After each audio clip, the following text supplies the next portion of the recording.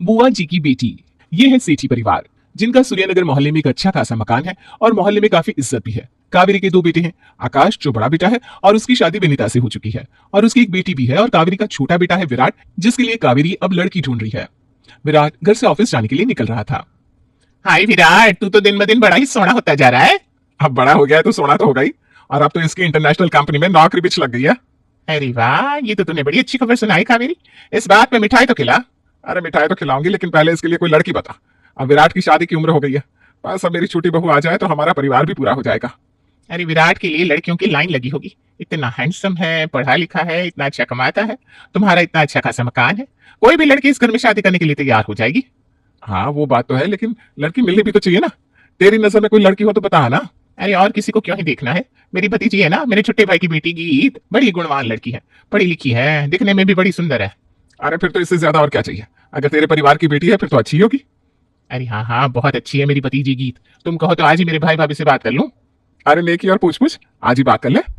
निम्मो कावेरी से बात करने के बाद अपने भाई भाभी के पास आती है और उनसे विराट के लिए गीत के रिश्ते की बात करती है। अरे भैया, मैं आपको क्या ही बताऊं, बहुत ही अच्छा लड़का है विराट, और दिखने में तो बिल्कुल हीरो लगता है, हीरो। कमाता भी अच्छा है, हमारे गीत के लिए तो वो घर बहुत ही अच्छा रहेगा। जी जी, आपको पता है ना, हमारी गीत थोड़ी सी चुलबुली है, उसे घर का ज्यादा काम नहीं आता, और उसका खाने में भी इतना हाथ कुछ खास अच्छा नहीं है। अरे उसकी चिंता तुम मत करो, वो सब मैं संभाल लूंगी शांति। मेरी भतीजी है गीत, इसलिए कावेरी कुछ पूछेगी भी नहीं उससे। मुझे तो सही लग रही है निम्मो की बात। शांति, मुझे भी नहीं लगता कि इससे अच्छा ससुराल हमें गीत के लिए मिल सकता है। बिल्कुल सही सोच रहे हैं आप भैया, और मैं तो हूं ही पड़ोस में, कोई भी तकलीफ होने नहीं दूंगी गीत को। हाँ ये बात सही है, आपकी पड़ोस में होने से गीत के लिए हमें चिंता भी नहीं रहेगी। तो फिर मैं कावेरी से बात कर लेती हूँ, और जितना जल्दी हो सके उतना जल्दी इन दोनों का रोका करवा देती हूँ। निम्मो की बात दोनों परिवारों को काफी पसंद आई थी, इसलिए दोनों परिवारों ने मिलकर विराट गीत का रिश्ता भी कर दिया और शादी का मुहूर्त भी निकलवा दिया। अरे क्या चल रहा है कावेरी?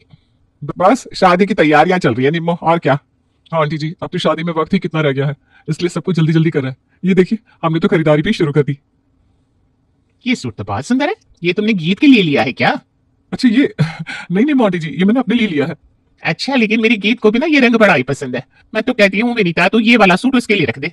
अरे लेकिन ये सूट तो विनीता को भी बड़ा पसंद आया है। कोई बात नहीं माँ जी, नई दुल्हन हमारी गीत है, अगर उसे ये पसंद आएगा तो कोई बात नहीं, मैं दूसरा कोई देख लूंगी। हाँ ये सूट ना उसके लिए ही रख दे। निम्मो के कहने पर विनीता ने अपना सूट गीत के लिए रख दिया।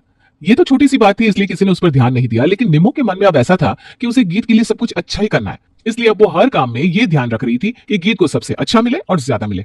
आओ गीत, तुम्हारा इस घर में स्वागत है। गीत, ये चावल का कलश अपने दाएं पैर से गिराकर अंदर आओ।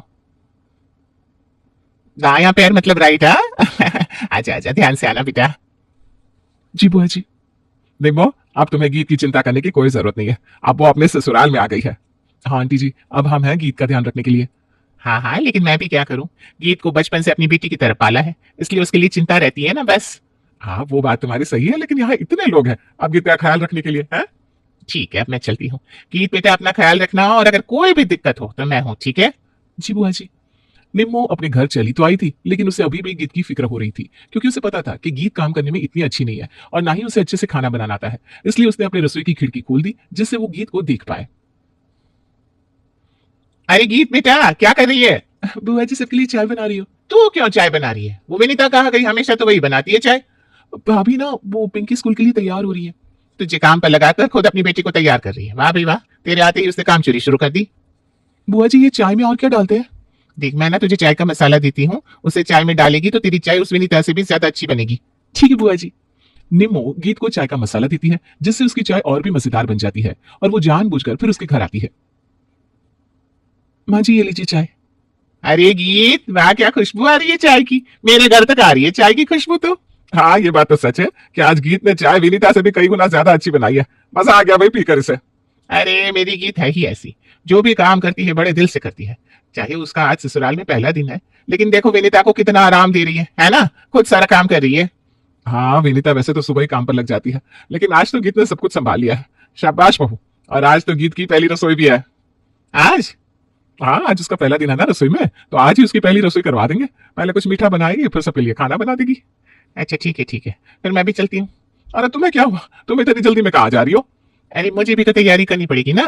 तैयारी किस बात की? अरे मेरा मतलब है मुझे भी घर में खाने की तैयारी करनी है। निम्मो अपनी भतीजी गीत को इशारा करती है कि वो रसोई में आ जाए। गीत भी अपनी बुआ का इशारा समझ जाती है और रसोई में आती है। बुआ जी क्या बनाऊं? आज खाने में एक काम करते हैं, आटे का हलवा मैं बना कर देती हूँ और सब्जी भी, तो बस रोटियां और रायता बना दे। ठीक है बुआ जी। निम्मो गीत की पूरी मदद कर रही थी, जिससे ससुराल में उसका नाम विनीता से भी ऊंचा रह सके, लेकिन साथ ही साथ वो गीत के मन में विनीता के खिलाफ जहर भी भर रही थी। ये ले, सारा खाना बन गया है, अब जाकर सबको परोसते। हाँ थैंक यू बुआ जी। और सुन, तुम्हारी सास के सामने इस तरह जताना कि आज तो तुमने बहुत ज्यादा काम किया है और तेरी जेठानी ने कुछ नहीं किया, समझी? लेकिन मैंने तो सिर्फ खाना ही बनाया है, वो भी आधा तो आपने बना दिया, बाकी काम तो भाभी ने किया है। अरे तू ये सब समझती नहीं, तुझसे जितना कह रही हूँ करना उतना। ठीक है। गीत ने ठीक वैसा ही किया जैसे उसकी बुआ जी ने उससे करने को कहा था। उसने खाना भी परोस दिया और अपनी सास के आगे इस तरह जताने लगी जैसे उसने ही सब कुछ किया हो। आज तो गीत सच में बहुत थक गई है। बेनीता, तुम्हें इसका हाथ बटाना चाहिए था ना। ऐसा नहीं होता कि तुम अब जेठानी बन गई हो तो कोई काम नहीं करोगी। माँ जी ऐसा नहीं है, मैं भी खाली नहीं बैठी थी, मैंने भी पूरा दिन काम ही किया है। कोई बात नहीं माँ जी, इसमें क्या हुआ, भाभी मेरी जेठानी है, मेरा कर्तव्य है काम करना। देख विनीता, कैसे वो अभी से तुम्हारा पक्ष ले रही है, कितनी अच्छी है। और तो और क्या खाना बनाया है तुमने गीत, सच में खाकर मजा ही आ गया बेटा। थैंक यू माँ जी। विनीता को इतने साल हुए हैं, फिर भी आज तक मैंने इतना स्वादिष्ट खाना नहीं खाया कभी। खाना तो मैं भी अच्छा ही बनाती हूँ माँ जी, लेकिन लगता है अब आपको अपनी छोटी बहू कुछ ज्यादा ही पसंद आने लगी है। अरे विनीता बेटा, ऐसे कैसे तू बात कर रही है अपनी सास से? हाँ, ऐसे बात नहीं करते बेटा। देख मेरी गीत को, आज तक बड़ों के आगे कभी मुंह तक नहीं खोला इसने। अरे रहने दे निमो, लगता है आजकल की बहुओं को तमीज भी सिखानी पड़ती है, और विनीता को तो जैसे आजकल कुछ सूझता ही नहीं। लगता है गीत के आने से उसे जलन सी महसूस हो रही है। आपकी गीत में ऐसा कुछ भी नहीं है आंटी जी जो मैं उससे जलने लगूं। अरे बेटा शांत शांत हो जा, गुस्सा मत कर। गीत के आने के बाद से ही निम्मो इसी कोशिश में लगी थी कि कावेरी का सारा प्यार और साथ सिर्फ और सिर्फ उसकी भतीजी गीत को ही मिले, और इस काम में वो काफी हद तक कामयाबी हो गई थी, क्योंकि अब कावेरी को भी यही लगने लगा था कि गीत ही उसकी सबसे अच्छी बहू है। गीत जरा यहाँ आना बेटा, देख तो यहाँ कैसा है। माँ जी ये तो बहुत अच्छा हार है। अच्छा है ना, मैं सोच रही थी ये मैं तुम्हें दूंगी, क्योंकि मैंने विनीता को भी ऐसा ही हार दिया है उसकी शादी में। अब तुम्हारी बारी है इस हार को लेने की। ये तो बहुत सुंदर है माँ जी। विनीता, ये हार जरा पुराना हो गया है, तुम्हारे पास अगर वक्त हो तो इसे पॉलिश करवा लाना। वैसे तो आजकल तुम मेरी कोई बात नहीं मानती। पता नहीं माँ जी आपको ऐसा क्यों लग रहा है कि मैं आपके खिलाफ हूँ, मैं तो वैसी हूँ बिल्कुल। आप मुझे हार दे दीजिए, मैं जाकर इसे पॉलिश करवा लाऊंगी। ठीक है ले। ये बातें चल रही थी कि निम्मो के कान में हार की बात पड़ जाती है और वो गीत को अकेले में कुछ समझाती है। क्या हुआ बुआ जी, आपने मुझे ये अकेले में क्यों बुलाया? अरे तू तो बोली की बोली रह जाएगी, अपनी जेठानी को इतना महंगा हार दे रही है, कहीं उसकी नीयत खराब हो गई तो। नहीं बुआ जी, भाभी के पास तो पहले से ही ऐसा वाला हार है, वो क्यों मेरा हार लेने लगी? अरे ठीक है नहीं लेगी, लेकिन तुझे अपनी सास को तो यही शक डालना है कि तेरी जेठानी की नजर तेरे हार पर है। लेकिन बुआ जी हम ये साबित कैसे करेंगे कि भाभी वो हार ले रही है? वह सब तू मुझ पर छोड़ दे, तू बस इतना काम कर कि अपनी सास के मन में विनीता के लिए शक का कीड़ा डाल दे। निम्मो के कहने पर गीत अपनी सास के पास जाती है और विनीता के प्रति उसकी कान भरना शुरू कर देती है। माँ जी आपको नहीं लगता कि हमने भाभी को वो हार पॉलिश करवाने के लिए देकर गलती कर दी है? मैंने अपनी आंखों से देखा कि वो उस हार को ना बड़ी गौर से देख रही थी और ये भी कह रही थी कि मेरा हार उनके हार से काफी अच्छा है। क्या विनीता ऐसा कह रही थी? लेकिन मैंने तो तुम दोनों के लिए एक जैसा ही हार बनवाया है। हाँ माँ जी देखिए ना, फिर भी वो तो यही कह रही है कि आप मुझे ज्यादा प्यार करती हैं। पता नहीं विनीता को क्या हो गया है। कावेरी और गीत बात कर रहे थे तभी विनीता दौड़ते हुए आती है और घबराती हुई कहती है, माँ जी वो हार मेरे रूम से पता नहीं कहाँ चला गया, मिल ही नहीं रहा है। लेकिन मैंने तो तुम्हें संभाल कर रखने के लिए दिया था ना, घर से वो हार कहाँ जा सकता है? अरे और कहाँ जाएगा विनीता, तुमने ये सही नहीं किया। हार की लालच में तुम इतना गिर जाओगी, मैंने तो सोचा ही नहीं था। निम्मो तू यहाँ क्या कर रही है, और तुझे कैसे पता चला कि हम हार के चोरी होने के बारे में बात कर रहे हैं? तू तो अभी अभी आई है और गीत भी यहीं खड़ी है, उसने भी तुझे नहीं बताया, फिर तूने आकर सीधा कैसे कह दिया कि हार चोरी हो गया है? अरे वो तो मैं क्योंकि हार इन्होंने लिया है ना आंटी जी? क्या? मैं भला क्यों हार लेने लगी? मेरी बुआ जी हार क्यों लेने लगी? क्योंकि वो हमारे घर में फूट डलवाना चाहती है। उन्होंने ही तुमसे कहा था ना कि माँ जी के कान भरो, है ना? क्या हुआ, चौंक गई क्या? मुझे कैसे पता चला? क्योंकि माँ जी और मैंने तुम दोनों की बात सुन ली थी, हम दोनों बस तुम दोनों को रंगे हाथ पकड़ना चाहते थे। ये हार कोई असली नहीं है। वो तो भाभी बुआ जी ने ये सब। देखो ये तूने सही नहीं किया, तेरी भतीजी का नाम ऊंचा रखने के लिए तूने मेरे घर में आग लगा दी। गीत, आज के बाद तुम अपनी बुआ जी की बात नहीं सुनोगी। अब तुम्हारा घर ये है, हम तुम्हारा परिवार है, और अपने घर की बातें कभी भी बाहर वाले को नहीं बतानी चाहिए। इससे ही ससुराल में एक बहू का स्थान बना रहता है। और निम्मो तुम अगर चाहती हो कि तुम्हारी भतीजी अपने ससुराल में खुश रहे तो उसकी मदद करना छोड़ दो, वो जैसी भी है अब हमारे घर की बहू है। जी माँ जी मैं समझ गई हूँ। बुआ जी आज के बाद आप मेरे ससुराल में दखल नहीं देंगी, अब मैं बुआ जी की बेटी नहीं सेठी परिवार की बहू हूँ।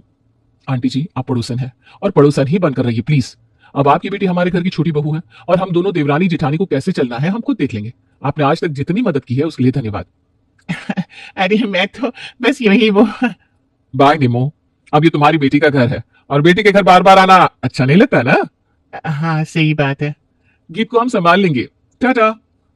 हाँ चलती हूँ फिर। अच्छा गीत। बुआ मैं ठीक हूँ, मैं अपने ससुराल में सब संभालूंगी अब से। हाँ हाँ मैं भी यही कह रही थी बेटा। निमो के जाने के बाद गीत को एहसास होता है कि उसने आज तक अपनी बुआ की बातों में आकर कितना गलत किया था, इसलिए वो शर्मिंदा महसूस कर रही थी। मुझे माफ कर दीजिए भाभी और माँ जी, मैंने ये सही नहीं किया, मुझे बुआ जी की बातों में नहीं आना चाहिए था। कोई बात नहीं बेटा, गलती तो सबसे होती है। मैंने भी तो विनीता को गलत समझ लिया था। लेकिन आपको कैसे पता चला कि बुआ जी है इन सब के पीछे? सच बात यह है कि माँ जी और मुझे पहले से ही पता था, जब से तुमने वो खाना बनाया था। मैं कुछ समझी नहीं। हमने निमो के हाथ का खाना कई बार खाया है, इसलिए हमें पता था कि ये खाना तुमने नहीं निमो ने बनाया था। इसका मतलब आपको और भाभी को पहले से सब कुछ पता था? हाँ, लेकिन हमें लगा कि शायद आंटी जी सुधर जाएंगी, लेकिन वो नहीं सुधरी, इसलिए हमें उनके साथ ये खेल खेलना पड़ा। इसलिए अब से तुम अपनी बुआ जी की बेटी नहीं, इस ससुराल की बहू बन के रहोगी। तुम्हें कुछ भी नहीं आता हो तो हम तुम्हें सिखा देंगे, पर तुम्हें अपनी बुआ जी से कहने की कोई जरूरत नहीं है। मैं समझ गई माँ जी।